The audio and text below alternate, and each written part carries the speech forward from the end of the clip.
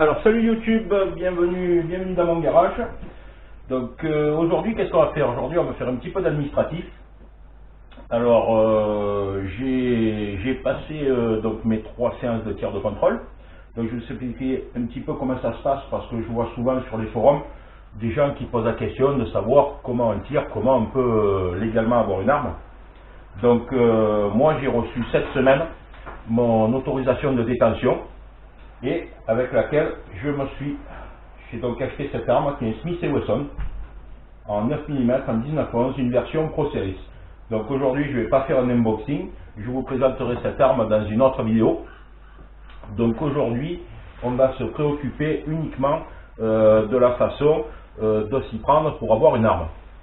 Alors moi je me suis inscrit, j'ai fait le tour de plusieurs clubs, je suis dans les Bouches-du-Rhône, j'ai fait le tour de plusieurs clubs et certains clubs proposent uniquement du tir au pistolet à plomb, ce qui est plus ou moins génial.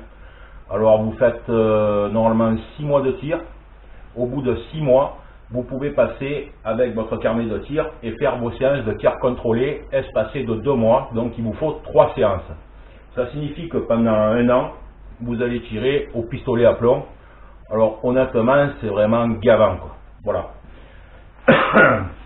Moi je me suis inscrit dans un club qui s'appelle le RCM. Je ne fais pas de publicité pour eux, c'est un club comme un autre. Simplement ce qui m'intéresse chez eux c'est les horaires. Voilà, ils sont ouverts tout le temps. Et puis surtout ils sont très réactifs lorsqu'il y a besoin de faire un papier quelconque. Mais l'avantage de ce club, donc le RCM, c'est que vous démarrez au pistolet à plomb, vous faites 3 séances au pistolet à plomb. Ensuite, vous passez sur une arme en 22 long rifle revolver, après un 22 long rifle automatique.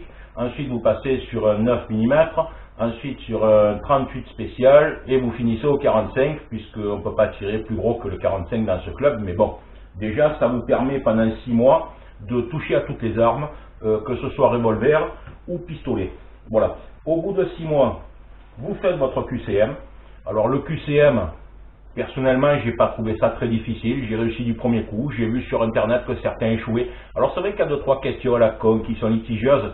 Je vais pas rester là-dessus. Vous trouverez sur internet ou peut-être sur YouTube des gens qui ont donné les réponses. Mais je veux dire, c'est pas intéressant de donner les réponses. Il faut quand même savoir. Il y a des règles de sécurité. Il y a beaucoup de choses.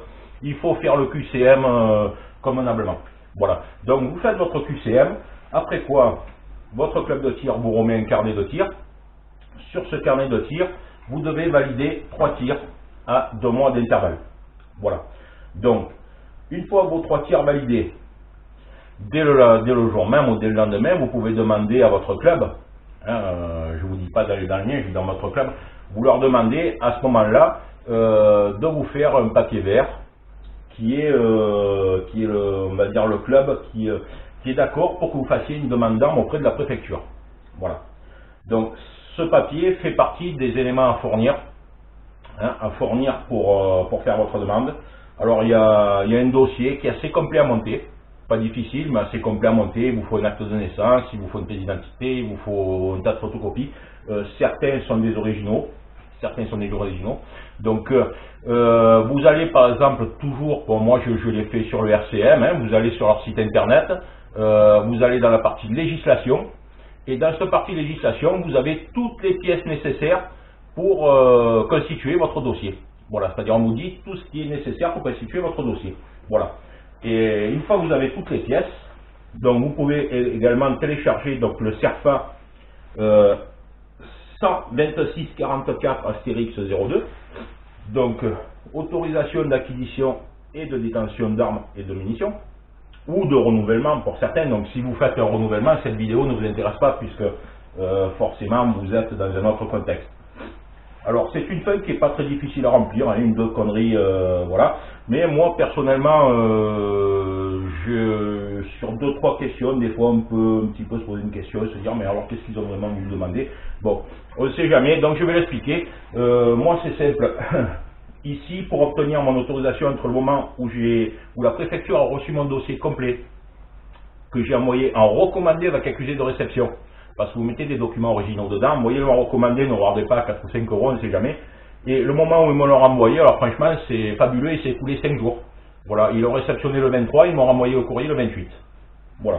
Donc je pensais que ça prendrait un temps faramineux, passer un moment ici dans les Bouches-du-Rhône, ça demandait 6-8 mois, tout le monde en parlait. Puis là, finalement, ça a pris 5 jours. Voilà.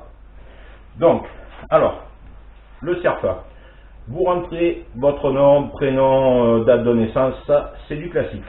Voilà, jusque-là, rien de bien compliqué. Ici, vous choisissez donc la partie armes, vous pouvez demander 3 armes. Alors, est-ce que c'est utile de demander 3 armes? On va arriver un peu plus loin. Moi, j'en ai demandé 2. Alors, je voulais un pistolet en 9 mm et un revolver en 357 Magnum. Et on va voir qu'en fait, après, les choses se compliquent un petit peu. Non pas sur la demande, mais sur l'achat des armes. Donc, ici, vous rentrez la catégorie. Donc, c'est une catégorie B1. Hein, si c'est des revolvers. Si vous ne savez pas dans quelle catégorie figure l'arme que vous voulez, si vous avez déjà une idée de l'arme que vous voulez, vous allez sur le site internet d'un armurier quelconque et dans la partie, il précisera de quelle catégorie d'arme il s'agit, si c'est une arme de catégorie B1, si c'est une Kalachnikov, je crois que c'est une catégorie D, mais je ne suis pas certain. Moi, j'ai acheté dans les catégories B, donc c'est catégorie B1. Donc vous remplissez ça. Ici, vous mettez donc en bas, si vous voulez un revolver R ou un pistolet P, donc P1, P, vous ne marquez pas le calibre. Voilà. Donc, alors les préfectures, selon, vont vous répondre plus ou moins. Bon, ne vous emmerdez pas, ne mettez pas le calibre. Ça ne sert à rien parce que si vous voulez acheter une arme d'occasion, vous n'aurez pas forcément le choix. Et c'est là qu'on va voir que sur les armes neuves, vous n'avez pas forcément le choix non plus. Donc, ne mettez pas le calibre. Ici, marquez les munitions. Alors les munitions, c'est pas difficile, vous avez droit à 1000 munitions par arme. Alors le conseil que je vous donne, pourquoi moi j'ai acheté cette arme à 9 mm? Parce que si demain je veux acheter, mettons, un CZ Scorpion Evo 3, qui est également à 9 mm, j'aurai droit à 1000 munitions pour cette arme et 1000 munitions pour le Scorpion, ce qui fait 2000 munitions. Après, vous êtes libre de les tirer avec une arme ou avec l'autre. Voilà, donc ça vous fait 2000 munitions en stock au lieu de 1000. Voilà. Donc, une fois que vous avez rempli ici ces pièces-là, donc 1000, vous faites 3 demandes si vous le voulez. Voilà, au choix, pistolet, revolver. En bas, vous avez, ici c'est marqué, voilà. Motif. Alors, vous êtes, je pense, tireur sportif, donc vous cochez sport. Une deuxième arme de défense, voilà, ça concerne les armes de défense, c'est pas votre cas d'une manière. Là par contre, si c'est votre cas, je sais pas ce qu'il faudrait mettre. Voilà, ça c'est session entre particuliers, donc vous ne mettez rien, hein, ça, vous n'êtes pas concerné. Ici, je sous-signais, déclare sur l'honneur. Alors rayez les mentions inutiles et puis ici on met des petits carrés à cocher. Ouais, c'est un peu le truc très con de l'administration. Donc n'avoir jamais été en traitement hôpital psychiatrique, donc vous ne le rayez pas. Avoir été en traitement en hôpital psychiatrique, bien sûr, vous le rayez, parce que si vous ne le rayez pas, ben, vous pouvez toujours attendre qu'on vous a fait une arme. Ne détenir aucune arme ou munition. Alors là, par contre, vous ne rayez pas. Seulement si vous avez des armes, comme moi, par exemple, en catégorie C, donc vous ne rayez pas cette mention. Si vous ne possédez aucune arme déclarée, vous la rayez. Détenir les armes et ou munitions figurant au dos du document. Alors ça concerne des armes de catégorie B, ou D, je pense.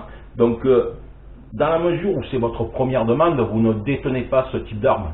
Donc, ici, vous rayez cette mention, vous n'en avez pas, donc figurant au dos du document. Donc, voilà le dos du document. Donc, vous ne remplissez rien. Hein? Ça sera dans le cas d'un renouvellement, peut-être, ou surtout si vous voulez, mettons, demander d'autres armes. Vous avez déjà, mettons, 2 armes, vous en voulez une 3e, donc il faudra forcément marquer les armes que vous disposez. Et puis, histoire de faire avancer le schmilblick un petit peu plus vite, vous avez un document qui atteste que vous possédez ces armes, vous en mettez la photocopie avec le dossier, ça ira beaucoup plus vite pour l'administration pour retrouver. Partie réservée à l'administration, donc vous ne mettez rien. Et ici, donc vous ne mettez rien non plus. Voilà.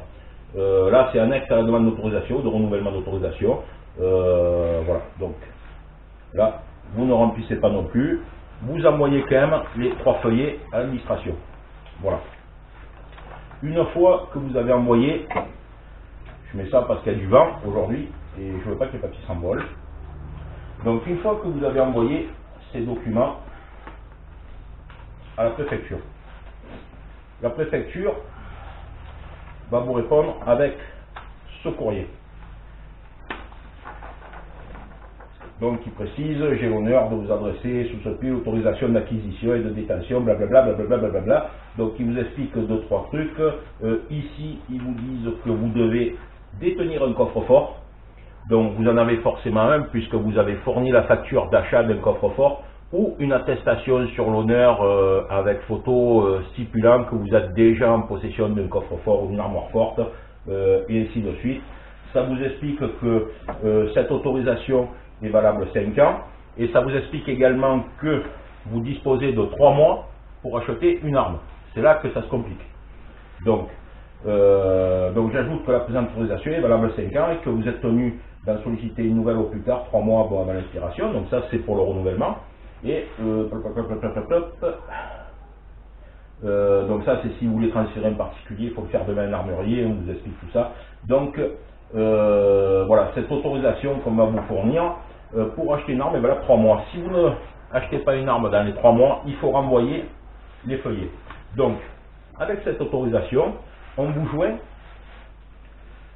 ces feuillets. Donc qui sont les fameux volets 1 et volet 2. Je ne vous laisse pas voir en gros plan parce que mon nom est dessus. Donc ils sont mentionnés, c'est des originaux. Ils sont tamponnés par la préfecture. Donc à partir de là, ces 2 feuillets, vous les fournissez à l'armurier. Et l'armurier va vous en rendre après l'achat de votre arme. Moi je l'ai acheté donc directement chez l'armurier, je ne l'ai pas commandé sur internet ce pistolet. Donc il me l'a rempli de suite, m'a fait ma facture et je suis reparti avec ce feuillet original. Voilà. Qui atteste que je suis propriétaire de l'arme. Donc ces feuillets, le volet 1 et le volet 2, vous en recevez pour autant d'armes que vous avez demandé. Si vous demandez 2 armes, ben on vous envoie 2 volets 1 et 2 volets 2 et ainsi de suite. Voilà. Après, donc tout ça, ceci étant dit, étant fait, je pense que c'est assez clair, assez simple pour tout le monde. C'est pas très compliqué à monter comme dossier. C'est long, mais c'est pas compliqué. Voilà. Alors, c'est là que ça devient un petit peu difficile. Alors, vous avez 3 mois pour acquérir une arme. Moi, je voulais un Sig Sauer X5. Alors, nous sommes au mois de décembre, on est début décembre, donc je ne vais pas vous dire que je voulais un Shadow 2, bien que hier, j'ai eu l'occasion d'en avoir un dans la main, puisque l'armurier Provence Tir, où j'ai acheté cette arme, en avait un en stock qui était réservé. Bon. C'est pas un pistolet qui m'intéresse plus que ça, le Shadow 2, bien que tout le monde se jette dessus et se l'arrache. Alors c'est une arme sur laquelle tous les armuriers m'ont dit, vous savez, le Shadow 2, c'est pas avant février, mars, et encore, il faut le réserver maintenant. Voilà. Le X5 de SIG, c'est pareil. Donc il n'y a pas d'arme avant février, mars, peut-être avril, j'en sais rien. Donc c'est tellement vague que voilà, donc j'ai préféré ne pas m'engager et verser un acompte pour obtenir une arme. Alors certains armuriers vous diront bon ben moi je vous mets une arme et puis je vous la reprends et puis quand l'autre arrive, bon on va pas trop parler de la manip, hein, c'est une manip d'armurier. Voilà. Donc moi j'ai choisi d'acheter une arme en stock. Hein, avec cette arme qui est quand même de très bonne qualité, donc je ne vais pas vous la présenter aujourd'hui, je ferai une autre vidéo. J'ai acheté également les munitions qui vont avec, ça m'a permis d'obtenir un petit prix, hein, une petite remise. Voilà. Donc voilà pour le montage du dossier. Si vous avez des questions, ben vous pouvez me les poser hein, sur YouTube, il n'y a pas de souci, je me ferai un plaisir d'y répondre. Voilà, c'est pas très difficile. Maintenant, c'est vrai qu'en voyant beaucoup de gens qui se posent des questions sur la manière de faire, voilà, sélectionnez votre club de tir au départ. Prenez un club de tir qui va vous permettre de toucher à toutes les armes pendant la première année, puisque si vous comptez 6 mois avant de pouvoir faire vos tirs de contrôle, et puis 3 tirs de contrôle à 2 mois d'espace, ça fait encore 6 mois, ça fait donc 1 an. hein. Donc il faut un petit peu d'assiduité. Alors bon, à part si vous aimez le pistolet à plomb, moi c'est pas vraiment ma tasse de thé. Donc sélectionnez un club qui va vous permettre de toucher un petit peu tout. Voilà. Voilà YouTube. Si vous avez des questions, n'hésitez pas. Et je vous remercie de voir cette vidéo. Merci, au revoir.